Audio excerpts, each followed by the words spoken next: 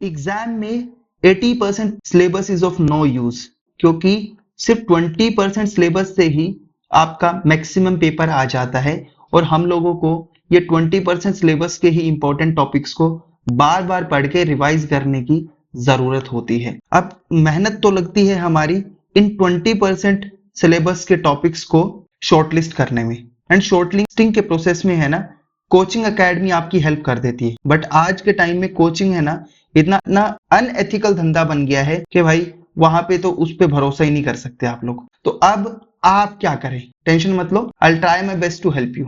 Well, before starting this video, I just want to let you know there will be neither any promotion nor I am going to ask you to join any batch on the basis of this video. इस video पे ना ही किसी तरह का कोई advertisement है और ना ही मैं कोई फालतू ज्ञान झाड़ने वाला। हम लोग सिर्फ पढ़ाई की बात करेंगे इस वीडियो में। मेरी क्रेडिबिलिटी के बारे में जानना है तो for the last 6 years and so I have been training defense aspirants for CDS, CAPF, NDA and FCAT examination, और काफी बड़े बड़े इंस्टीट्यूट्स के साथ में काम कर चुका हूं। तो यहां से जो भी मैंने सीखा है I will try my best to explain that. Well, इसके अलावा मैंने व्यक्तिगत जिंदगी में 24 डिफरेंट एग्जाम्स को क्वालिफाई किया है, एंड आप में से जितने लोग इस वीडियो को देख रहे हैं ना 24, तो उनमें से मैक्सिमम की एज भी नहीं है। I was awarded with Raksha Mantri Padak for year 2019 and 20, which is highest award given to an NCC cadet. और मैंने जितने भी ये एग्जाम्स दिए हैं ना, इन एग्जाम्स में जीएस के सेक्शन में I always scored more than 50% marks, और 50% मार्क्स अगर कोई इंसान स्कोर कर लेता है ना तो कट ऑफ के अंदर वो इजीली अच्छा परफॉर्म कर सकता है।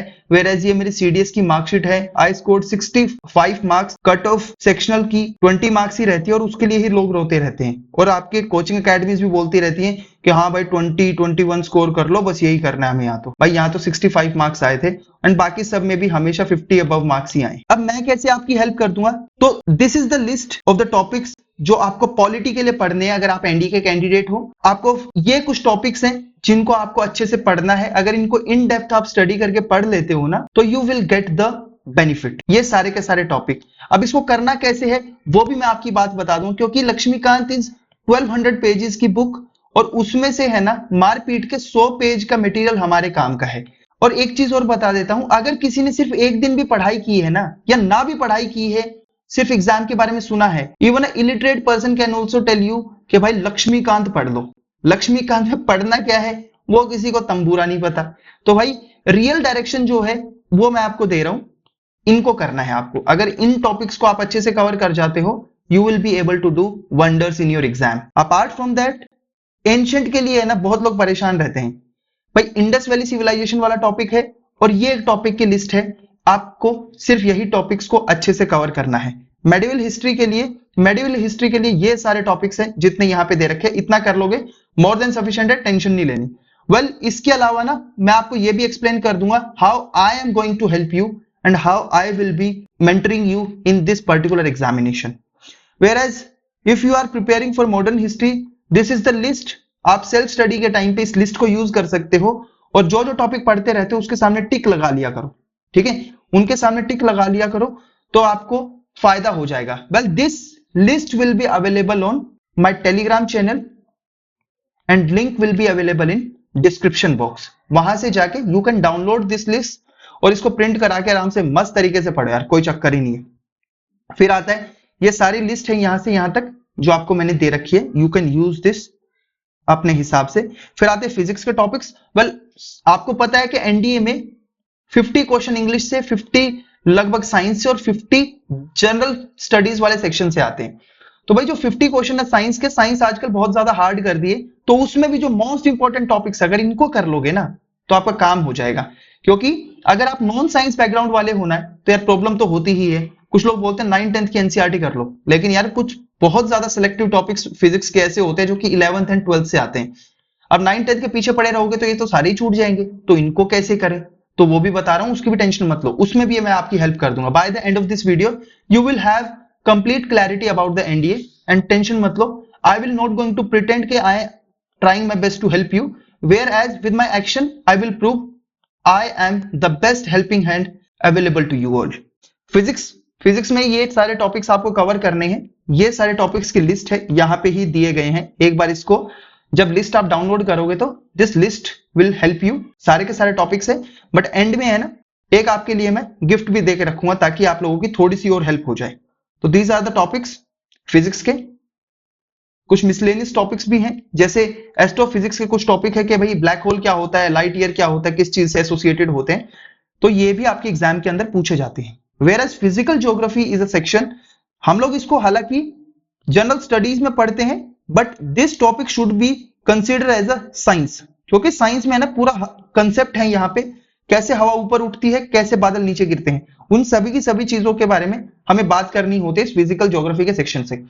11th क्लास की एनसीईआरटी पढ़नी है, वैसे एक वीडियो इसके ऊपर भी बना दिया है कि भाई जीएस के लिए कैसे प्रिपरेशन करनी है इंडिविजुअली, उसको जाके मजे से देखो। उसमें बोल बच्चन मैंने नहीं कर रखा क्योंकि that is not my work, I just want to help in the limited period of time, no शेर और शायरी, नो फालतू का ज्ञानबाजी। तो भाई ये सारे इंपॉर्टेंट टॉपिक्स हैं, जब भी लिस्ट को प्रिंट करो तो हर टॉपिक को कंप्लीट करने के बाद में उसके सामने से टिक लगा देना, तो this will give you a clear direction कि आप किस डायरेक्शन में जा रहे हो, ठीक है।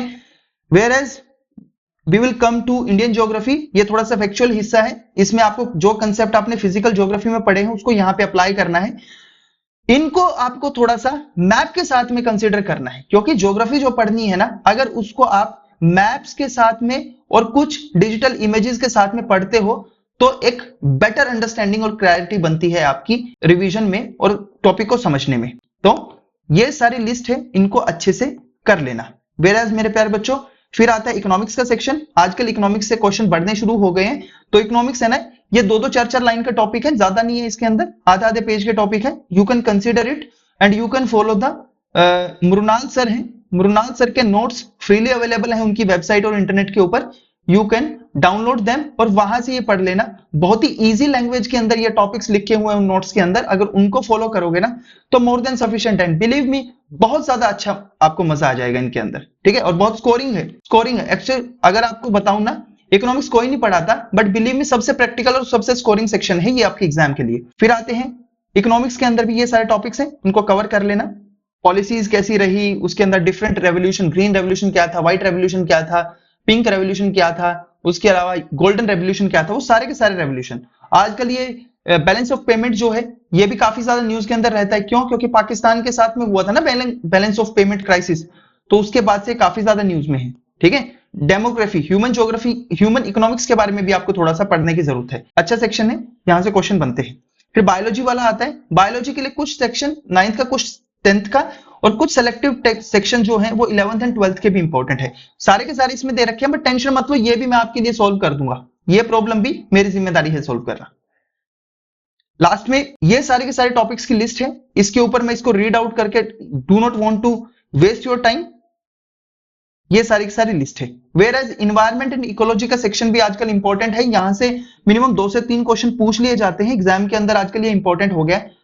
They are either related to current affairs या फिर कंटेम्प्रेरी अफेयर्स से भी क्वेश्चन बन जाते हैं, या फिर आपके जो स्टैटिक सेक्शन है इकोलॉजी में वर्ड पूछ लिया जाएगा कि भाई बायोलॉजिकल मैग्निफिकेशन का मतलब क्या है, बायो एक्यूमुलेशन का मतलब क्या है, ओजोन लेयर डिप्लीशन के अंदर कौन कौन सी गैसेस रिस्पॉन्सिबल है, ग्रीन हाउस गैसेस में से कौन सी गैसेस ग्रीन हाउस गैस नहीं है, तो ये आपको थोड़ा सा पता होना चाहिए। फिर इकोलॉजिकल साइकिल से आपसे क्वेश्चन पूछे जाते हैं कि भाई कार्बन साइकिल है, नाइट्रोजन साइकिल है, उसमें लेग्यूमिनस प्लांट का क्या रोल है, सल्फर साइकिल है, फास्फोरस साइकिल है, इनमें से जमीन से कौन सी साइकिल शुरू होती है, तो आपसे पूछा जा सकता है। फिर डिफरेंट टाइप ऑफ स्पीशीज के बारे में कि भाई कीस्टोन स्पीशीज क्या होती है, उसके अलावा अम्ब्रेला स्पीशीज क्या होती है, इंडिकेटर स्पीशीज क्या होती है, तो ये भी आपसे पूछा जा सकता है, इनके एग्जाम्पल्स भी पूछे जा सकते हैं। हालांकि रियल्म को, बायोम को, नेशनल पार्क को, बायोस्फीयर रिजर्व को, इन सारी चीजों को हम लोग ज्योग्राफी में पढ़ते हैं, बट इनको अपने हिसाब से एक बार आप देख लेना, यहां से भी क्वेश्चंस बनते हैं। डिजीज के वेक्टर से क्वेश्चन पूछा जाता है, विटामिन से क्वेश्चन पूछा जाता है, और ये सारे क्वेश्चन काफी ज्यादा इंपॉर्टेंट है एग्जाम के अंदर, यहां से क्वेश्चन आने की पॉसिबिलिटी है। केमिस्ट्री के केस में स्ट्रेट फॉरवर्ड बात करनी है भाई, एसिड बेस, और ये सारे के सारे सेगमेंट है जहां से क्वेश्चन पूछे जाते हैं, ठीक है। बट इसमें भी मैं आपकी हेल्प करूंगा, क्या पढ़ना है क्या नहीं पढ़ना। If you are from non science background then you are my responsibility, I will try my best to assist you and help you. तो these are the list of topics, ठीक है, ये सारी की सारी लिस्ट है। फिर आता है साइंस एंड टेक्नोलॉजी। आजकल है ना सिर्फ आपकी स्टैटिक साइंस से काम नहीं चल रहा, कुछ है ना current based science and technology के क्वेश्चन भी पूछ ले जाते हैं। जैसे नैनो टेक्नोलॉजी की कोई न्यूज है, न्यूज के अंदर करंट अफेयर में कोई स्पेस टेक्नोलॉजी न्यूज में है, डिफेंस टेक्नोलॉजी, यूजुअली आपने एक वर्ड सुना होगा पिनाका जो है, वो काफी लंबे टाइम तक इस पे क्वेश्चन पूछते रहे थे वो लोग। या फिर एलसीए क्या है, या डिफेंस से रिलेटेड कोई न्यूज आई ना, वहां से क्वेश्चन पूछते हैं। क्वांटम कंप्यूटर्स के ऊपर क्यूबिट क्या होता है, ये ऐसी इंफॉर्मेशन आपसे पूछी जाती है। वेराज इमर्जिंग टेक्नोलॉजीज आपसे पूछी जाती है, ठीक है।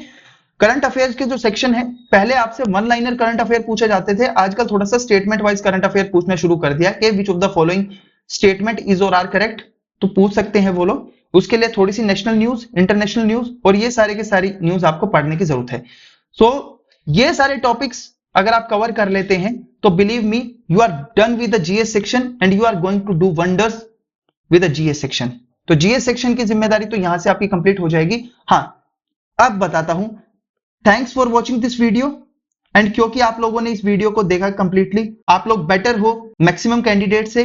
और लास्ट में बस मैं इतना ही बोलूंगा कि क्योंकि आपने इस वीडियो को देखा है ना, तो मैं फ्री में नोट्स अवेलेबल कर रहा हूं जहां से एक डायरेक्शन मिल जाएगी and then these notes are as per the standard जो कि रिसेंट एग्जाम का है, जो कि रिसेंट एग्जाम का पैटर्न है, वहां से आपकी सारी हेल्प हो जाएगी। इन नोट्स को आप प्रिस्क्राइब कर सकते, इनसे हेल्प ले सकते हो। फिर मैं आपको कुछ टेस्ट सीरीज भी शेयर कर दूंगा जो आपको हेल्प कर देगी। इसके अलावा जो मेंटोरशिप है वो तो फ्री है ही, वो तो मैं ऐसे ही बताता रहूंगा। So these all services will be available on my Telegram channel, और टेलीग्राम चैनल का लिंक कहां पे है, डिस्क्रिप्शन में, ठीक है। और बाकी ये पीडीएफ भी कहां मिल जाएगी, टेलीग्राम के ऊपर ही मिल जाएंगी। तो मिलते हैं नेक्स्ट वीडियो के अंदर।